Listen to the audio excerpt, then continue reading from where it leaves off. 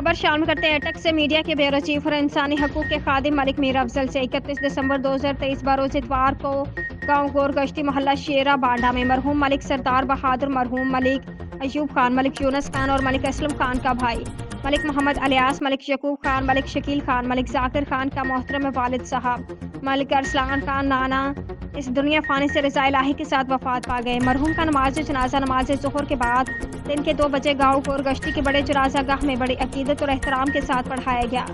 मरहूम के नमाज जनाजे में गाँव गोरगश्ती और गिरदनवाह के लोगों ने बड़ी कसीर तादाद में शिरकत की, जिनमें सियासतमादी सब शामिल थे। मरहूम को नमाज जनाजा के बाद अपने आबाई कब्रिस्तान में सुपुर्द खाक किया गया है।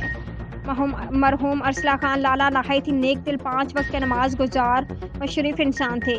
दुआ है कि अल्लाह ताला मरहूम के दर्जात को बुलंद रखते हुए उनकी मग़फ़िरत फरमाकर उनको जन्नत फिरदौस में आला मुकाम अता फरमाए और उनके लवाहिकीन को सब्र व जमील अता करे।